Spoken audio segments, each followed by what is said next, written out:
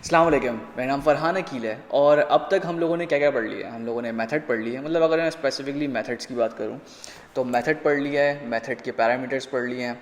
हम लोगों ने अपने प्रॉब्लम सॉल्व करे थे एक्चुअल में।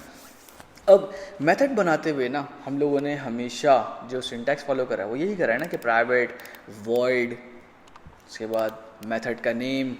पहले हम लोगों ने मेथड का नेम था, ये मैंने एक एम्प्टी मेथड बनाया हुआ है, कुछ कर नहीं रहा है, सिर्फ दिखाने के लिए कि एक ये वे था हम लोगों ने मेथड बनाने का। फिर उसके बाद हमारे पास एक ये वे था मेथड बनाने का। उसके बाद हम लोगों ने पैरामीटर्स डिफाइन करे थे। पिछली क्लास के अंदर मैंने आप लोगों को एक चीज़ बताई थी कि ये जो वॉइड है ये है रिटर्न टाइप कि क्या हमें मेथड कोई डेटा रिटर्न कर रहा है या नहीं कर रहा। सही है। तो इस वीडियो के अंदर हम लोग यही पढ़ेंगे कि हमारे पास वो मेथड कौन से होते हैं या किस तरीके से हम लोग कोई ऐसा मेथड बना सकते हैं जो कि कोई हमें डेटा रिटर्न करे और हम उनको किस तरीके से अपने पास यूज़ करते हैं। ठीक है, तो शुरू करते हैं। तो मेरे पास ऑलरेडी एक प्रोजेक्ट ओपन हुआ है, मतलब लास्ट क्लास वाला ही प्रोजेक्ट है। अच्छा यार, मैं एक चीज़ आप लोगों को ये बताऊंगा, वो ये कि अगर आप लोगों को व्यू वैसा ना आए जैसा मेरे पास आता है, पहली चीज़ तो ये कि यहाँ पे जो लेआउट का बटन है आप इससे दूसरा एक लेआउट सेलेक्ट कर सकते हो। ठीक है, फोर स्प्लिट कर लोगे आप तो यहाँ पे लेआउट चेंज हो जाएगा। उसके बाद डिफ़ॉल्ट है, मैंने टॉल है, वाइड है। एक और आप लोगों के पास आ रहा होगा 2x3। मैंने उस 2x3 को थोड़ा सा मॉडिफाई करके as a custom layout save कर लिया अपने पास। ठीक है, मैंने सब पढ़ाया हुआ है। अगर नहीं पता तो यार आप इसको समझ लो, ये लेआउट आपने चेंज करा है यहाँ पे, मैंने समझ लो इसको यहाँ पे डॉक कर दिया। अब मैं चाह रहा हूँ कि यार ये वाला लेआउट मेरे पास सेव रहे कि जब मैं काम करूँ तो ये वाला लेआउट मेरे पास चल रहा हो। तो मैं करूँगा, मैं इसको सेव कर लूँगा भाई। ठीक है, मैं यहाँ पे सेव पे क्लिक करूँगा, ये मुझसे नाम पूछेगा और मैं इसको नाम दे दूँगा फरहान कस्टम। ठीक है, तो ये मेरे पास लेआउट सेव हो गया। तो मैं यहाँ से अब चेंज कर सकता हूँ। ठीक है, तो ये वाली चीज़ हो गई। मैंने पास एक प्रोजेक्ट ऑलरेडी बनाया हुआ है। अगर यहाँ से 2D से व्यू हटा के आप 3D के ऊपर जाना चाहो तो यहाँ पे एक छोटा सा बटन है, इसके ऊपर आप क्लिक कर सकते हो। ठीक है, अब स्क्रिप्ट मेरे पास ऑलरेडी मेन कैमरे के ऊपर लगी हुई है, लास्ट क्लास वाली ही स्क्रिप्ट है। सिर्फ चेंज मैंने ये करा है कि ये एक मेथड बनाया जो कि बिल्कुल खाली है, कुछ नहीं कर रहा। अब खाली है, कहीं इस्तेमाल नहीं हो रहा, इसकी पहचान क्या है? वो ये कि ये ग्रे आउट हुआ है। अब हम लोग आज की बात करते हैं। आज की बात क्या है? वो ये कि बाज़ औक़ात ना हमारे पास कोई ऐसी सिचुएशंस आती हैं जहाँ पे हमारे पास वेरिएबल तो बने हुए होते हैं लेकिन उसकी वैल्यू हमारे पास एग्जैक्ट नहीं होती। ठीक है, और वो वैल्यू जो आती है वो किसी ना किसी कैलकुलेशन के बाद आती है। ठीक है, कि मैं अगर यहाँ पे एक बहुत छोटी सी एग्जांपल दूँ, वो ये कि मैं अगर यहाँ पे 2+3 का जो है ना मैं सम करना चाह रहा हूँ और उसको एक वेरिएबल के अंदर सेव करना चाह रहा हूँ, तो मेरे पास यहाँ पे एक ऑप्शन तो ये है कि मैं यहाँ पे बस 2+3 लिखूँ, उसको सेव करवा लूँ। ठीक है, लेकिन अगर मेरे पास ज़्यादा कैलकुलेशंस हैं या मुझे दो नंबर्स को कैलकुलेट करवाना है, दो नंबर्स को ऐड करवाना है और मुझे बार बार 2+3 या 3+5 नहीं लिखना, तो मैं करूँगा, मैं एक मेथड बनाऊँगा। ऐसा ही है ना? तो मैं अगर इसके लिए एक मेथड बनाऊँ तो मैं बस जल्दी से लिखता हूँ वैल्यू नंबर 1। ठीक है, और वैल्यू बल्कि मुझे वेरिएबल बनाने की ज़रूरत,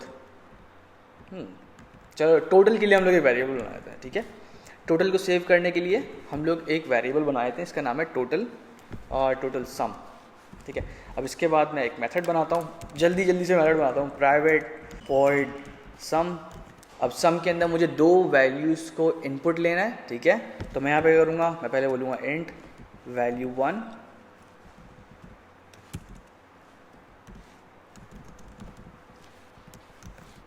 ठीक है, अब मेथड तो बना लिया मैंने अपने पास। मुझे करवाना क्या है? मुझे इस वेरिएबल के अंदर इन दोनों को ऐड करवा के सेव करवाना है। तो उसका आसान तरीका ये है कि टोटल सम, ठीक है, is equals to value 1 plus value 2। मतलब इसमें कोई मुश्किल वाली चीज़ है तो यार कमेंट्स के अंदर मेंशन कर देना, मैं एक्सप्लेन कर दूंगा, लेकिन ये इसमें कोई ऐसी मुश्किल बात नहीं है। मैं यहाँ पे सिर्फ ये करवा रहा हूँ कि वैल्यू 1 और वैल्यू 2 को ऐड करवा के इसके अंदर सेव करवा रहा हूँ। ठीक है, एक ये वे है। अब मैं इसको जो है नीचे प्रिंट करवा देता हूँ debug.log और यहाँ पे टोटल सम। अब ये सेमीकोलन, आप लोगों के पास ये वाले मसले आते हैं सेमीकोलन वाले। ठीक है, अब मैं यहाँ पे क्या करूँगा, मैं यहाँ पे इसको कॉल कर लूँगा क्योंकि अभी ये मेथड मैंने बना तो दिया लेकिन ये कॉल नहीं हो रहा। ठीक है, तो मैं यहाँ पे क्या करूँगा, मैं सम बहुत ईजी वे है। अगर ये समझ नहीं आ रहा ना कि मैं उसको कॉल किस तरीके से कर रहा हूँ, प्रीवियस क्लासेस से होते हुए आओ, ठीक है। अब मुझे सम करना है यहाँ पे 5 और 8 का सम क्या होगा, या 5 और 6 का सम क्या होगा, देख लेते हैं। हमें तो पता है यार, लेकिन हम देख लेते हैं कि 5 और 6 का सम क्या होगा। तो मैं यहाँ पे अगर ये प्ले करूँ तो प्ले करने के ऊपर मेरे पास आ रहा है 11, ठीक है। और हाँ, ये ऊपर बाकी लॉग्स भी आ रहे हैं क्योंकि वो पुराने मेथड्स भी चला आ रहा है। तो इसका मतलब है हमारे पास एक मेथड चल रहा है, ठीक है। मैं इसको ज़रा कमेंट कर दूं, ठीक है, ताकि वो जितने सारे लॉग्स थे वो बार बार नहीं आए। अब हमारे पास कैलकुलेशन तो हो गई है कि टोटल सम का जो वेरिएबल था उसको मैंने इस मेथड के अंदर सेव करवा दिया कैलकुलेट करवा के। लेकिन अगर मेरे पास एक और वेरिएबल है जिसके अंदर भी मैं किसी चीज़ को सम कर रहा हूँ, तो ये वाली चीज़ ना थोड़ी सी मैसी हो जाएगी, क्योंकि फिर मुझे एक और जो है ना टोटल सम 2 के नाम से मैंने एक वेरिएबल बना लिया। अब अगर मैं इसी को कॉल कर रहा हूँ और डिफरेंट वैल्यूज़ के साथ, कि अगर मैं चाह रहा हूँ कि सम 2 के अंदर, इस वेरिएबल के अंदर मेरे पास जो आए वो 8 + 10 का आए, ठीक है। और उसके लिए फिर मुझे क्या करना पड़ेगा, टोटल सम 2, ठीक है, यही करना पड़ेगा ना यार, वैल्यू 1 प्लस वैल्यू 2, ऐसा ही कुछ करना पड़ेगा ना। लेकिन आप एक चीज़ नोट करोगे कि अगर मैं ये वाली हरकत करता हूँ ना, तो उससे होगा ये कि टोटल सम 2 के चक्कर में वो सम 1 भी ख़राब हो जाएगा, ठीक है।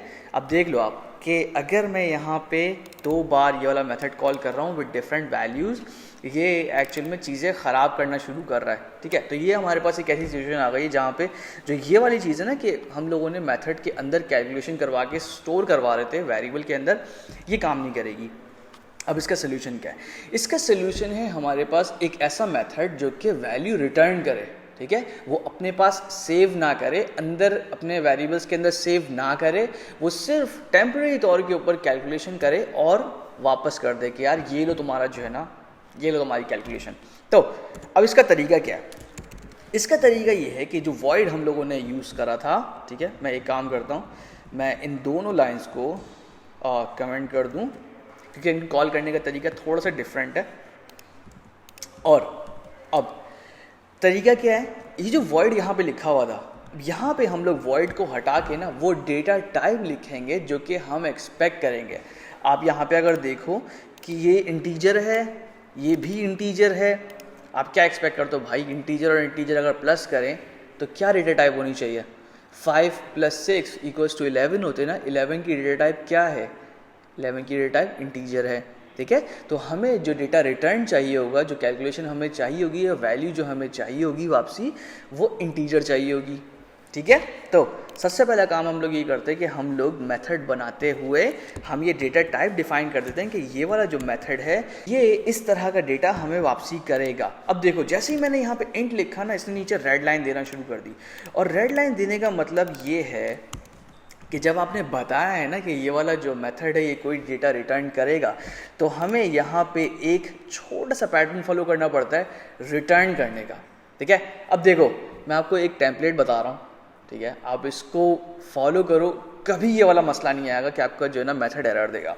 वो क्या है मैं बताता हूँ। जिस डेटा टाइप को आपने यहाँ पे लिखा है ना, आप इस डेटा टाइप के नाम का एक वेरिएबल बनाओ, उसका नाम रख दो टेम्प वैल्यू, ठीक है। उसको स्टार्ट कर दो उसकी डिफ़ॉल्ट वैल्यू से, सही है। टेम्प वैल्यू एक वेरिएबल है जिसकी डेटा टाइप सेम है जो कि डेटा रिटर्न कर रहा है।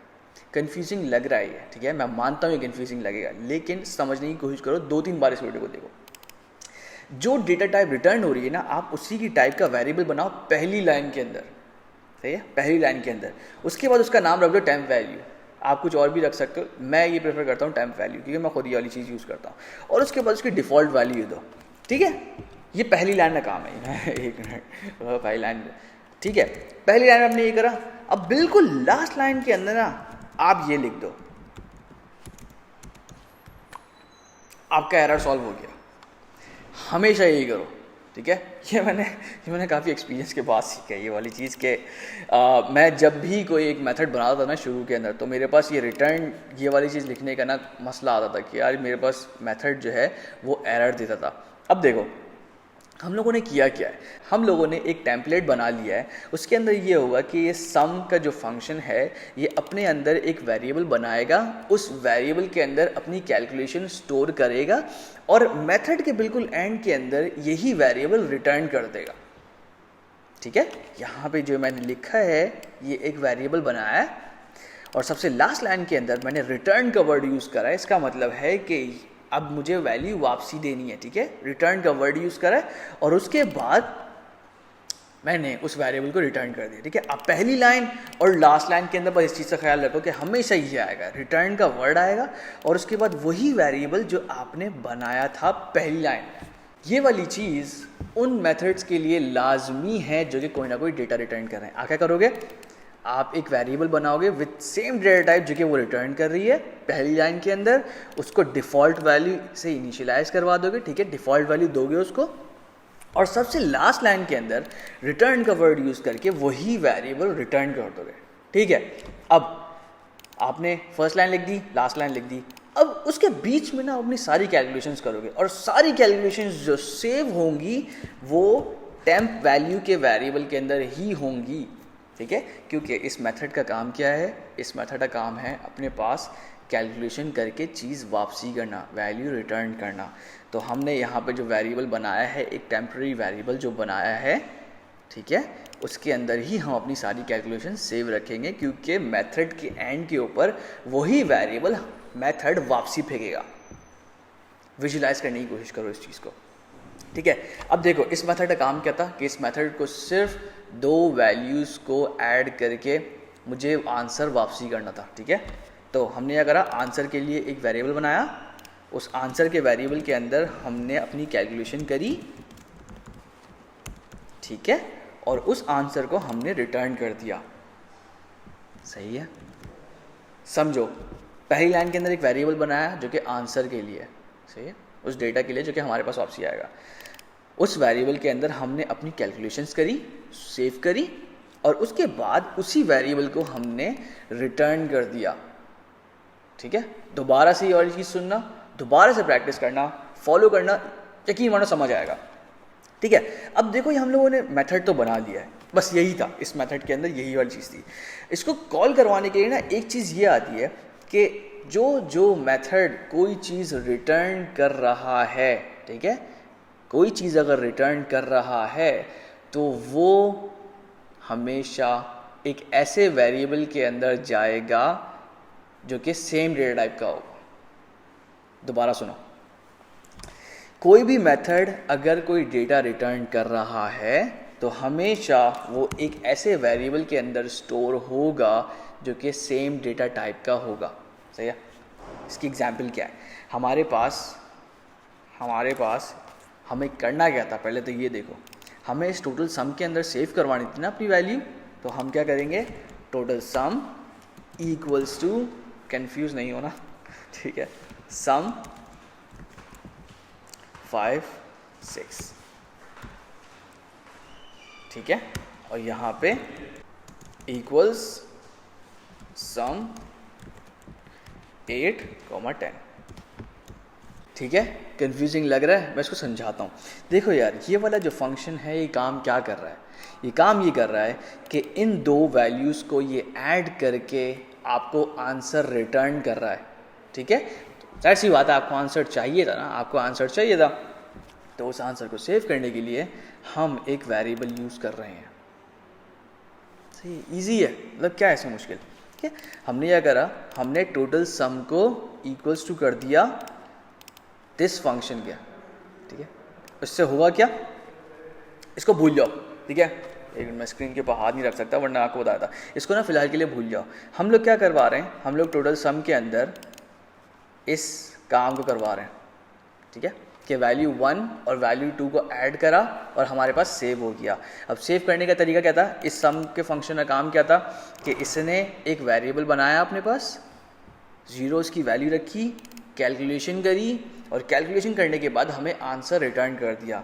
ठीक है, तो ये वाला कोड अंदर से चलने के बाद हमें एक आंसर देगा कि यार 5 + 6 क्या होता है, और वो सेव हो जाएगा यहाँ पे। ठीक है, इस वीडियो को लाजमी एक से ज़्यादा बार देखना, लाजमी। ठीक है, कन्फ्यूजन मैं मानता हूँ है, लेकिन समझोगे तो ये बहुत काम आएगा मेरे भाई, ये बहुत चीज़ काम आएगी ये वाली चीज़। अब जो है ना हम लोग डिबग लॉग कर लेते हैं, बहुत आसान वाला काम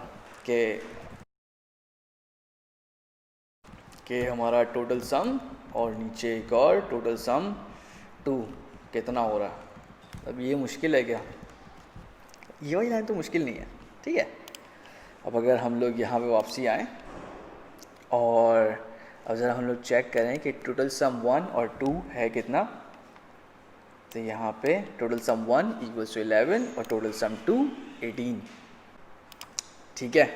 अब देखो समझने की कोशिश करो, हमने क्या करा, हमने एक वेरिएबल बनाया, उस वेरिएबल के अंदर हम लोग जो वैल्यू स्टोर कर रहे हैं वो हमारे पास एक मेथड से रिटर्न हो रही है, ठीक है, वापसी आ रही है। उस मेथड का काम ये है कि वो अपने पास कैलकुलेशन करेगा और रिटर्न कर देगा, ठीक है। कैलकुलेशन करी, सेव करी और वापसी फेंक दी, ठीक है। अब यहाँ पे ना होशियार यहाँ पे और भी हैं कि सर आपने ये 3 लाइन्स क्यों लिखी हैं, आपने यहाँ पे रिटर्न के बाद डायरेक्टली वैल्यू 1 प्लस वैल्यू 2 कर देता है। यार देखो हर कोई आपकी तरह अक्लमंद नहीं है, मैं नहीं था अक्लमंद इतना, ठीक है। कर सकते हैं, मैं नहीं था, मैं इसलिए बोलता हूँ एरर से बचाने के लिए अपने आप को, ये जो है ये टेम्पलेट फॉलो कर लो, एरर नहीं आएगा, ठीक है। उसके बाद बीच में कैलकुलेशंस करवा लो और आपका काम हो जाएगा। नोट्स लाजमी बनाओ इस क्लास के, बाकी सबके तो बना रहे हो, इस क्लास के बहुत इंपॉर्टेंट है, नोट्स लाजमी बनाओ। क्वेश्चन है फेसबुक के ग्रुप के ऊपर पोस्ट करो, ठीक है, और शेयर करो। बाकी इंशाल्लाह नेक्स्ट क्लास में मिलते हैं। अल्लाह हाफ़िज़।